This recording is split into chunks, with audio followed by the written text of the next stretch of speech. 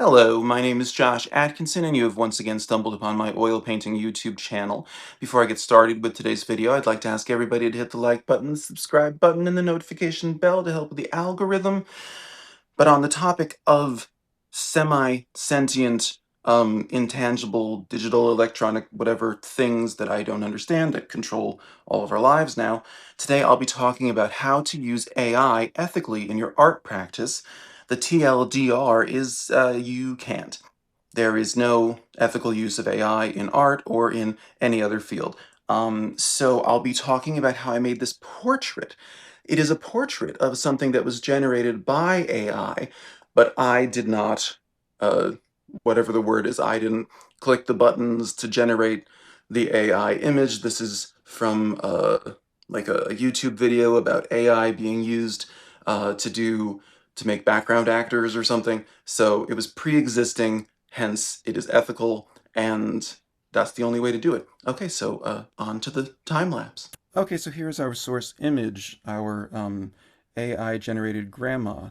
Here's our time lapse. The grandmother is, I don't remember the video. It was a YouTube video I watched maybe a year ago. It was about how AI was being used to generate background actors for like the special edition of a Blu-ray of maybe like Terminator 2 or something. Don't quote me on that part. And it was just showing how bad AI was and how inept and terrible it is and how it shouldn't be used to do human jobs. AI is a lot better now. Oh, you can see in the time lapse I just ripped the cover off of this little pad of canvas paper. Um, but anyway, AI is better at what it does now, but ultimately everything AI does is theft. It is plagiarism. It's the, what is it called? The large language learning model or something.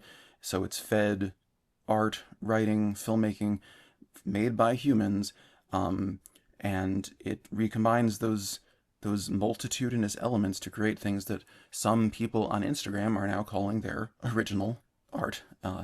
It's not. AI is not original. It is only plagiarism.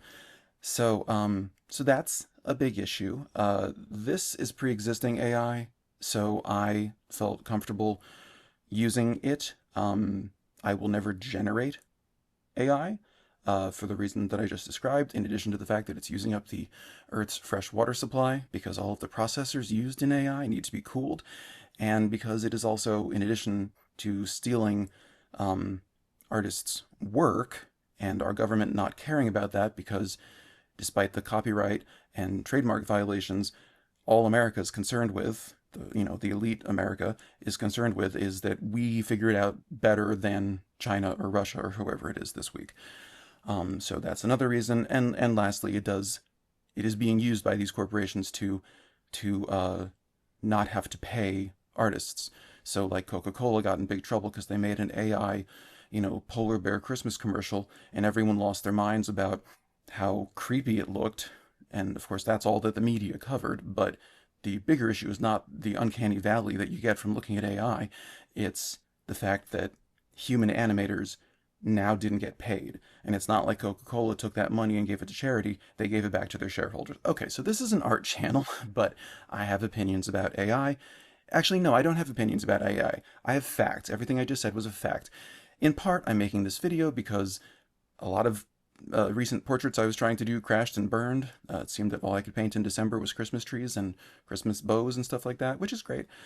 But the other part is that recently, like in a 24-hour period, I had two friends try to justify their use of AI, that it made them feel more comfortable about their memos at work and organizing their thoughts. And I'm like, well, they're not your thoughts if AI is giving them to you. But the bigger issue for me was just like, you're not my friend if you know that I'm struggling under colossal student loan payments to turn my art into a career because it's the only thing I'm good at. Don't come to me and talk about how your use of AI is valid. So, that. But I just want to have one caveat. If your boss is making you use AI and you legitimately can't find a better job and you're like an American, you're depending on your job to give you healthcare because that's the American racket. Again, other industrialized nations, all of which have universal healthcare, do not require you to be employed to earn the right to see doctors. if you are unable to leave a job that is requiring you to use AI, I understand, but do what you can to change that. So sorry to interrupt the video. I just need to take a moment to talk about today's sponsor. That's right. Today we are sponsored by not the Talenti Corporation, though you're welcome to contact me if you'd like to sponsor a future video, but by this specific empty gelato cup. You can see the sediment of Gamsol and oil paint at the bottom. I haven't washed it, but without this cup, I would not have been able to make today's painting, so it's my sponsor. If you'd like to support the channel, you can hit the like button, the subscribe button, and the notification bell. Thank you. Back to the time lapse. So yeah, that's kind of everything. I actually made a little script for this. And yes, I know the title is clickbait. I did it after 14 months. That's how many back videos I have. You should go subscribe to the channel and look at all of them. After 14 months of weekly videos, I did a clickbait because I knew people would get mad at the as I would at the premise that there is an ethical way to use AI in creating art or in anything else. So that's the situation. My purpose in doing this was that, as I've said in many videos in the past, I'm trying to get the bravery, which is dumb because this is a painting. Like I'm not fighting like a war, but I'm still just timid about true abstraction. But I really want to get there, and my goal is to do a version of abstraction where the likeness is not truly lost. And I can only point to a few Francis Bacon paintings and like one R.F. Pangborn painting he did of Marilyn Monroe, where it was genuinely abstract, but you could still know, you knew the likeness, you knew exactly who it was supposed to be. So I'm trying to find my style of that. And I had noticed that AI was creating these monster humans, and and I I just had so many paintings go wrong that I didn't have a new painting for this week, and so now I've done this. At this point, I was painting it in a loose realism style, just trying to follow the features that it actually had. But I felt that that wasn't quite. It was abstract, like in that she had like three cheeks and her eyes are very wonky and not matching. But I wanted to add expressive brush strokes to it because I seem to be very attached to those. Um, so yeah, by the end of this, I think she looks terrifying. I think that it's a step forward for me. Um, and I think I'll continue doing this, but I have to reinforce this point.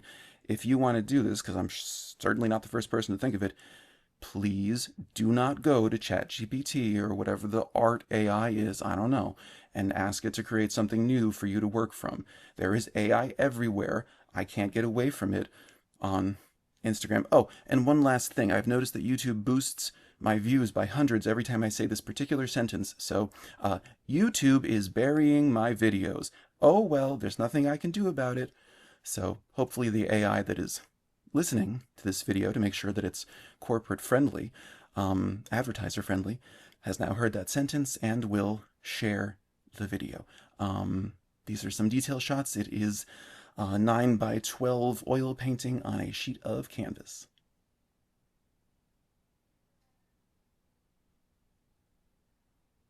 So then, yes, that is how I arrived at this portrait of a woman who never existed. And again, it was made by AI for some likely millionaire corporate distributor of some movie to generate a background actor, which is unethical in so many ways. But so anyway, I'm using it along my journey toward abstraction.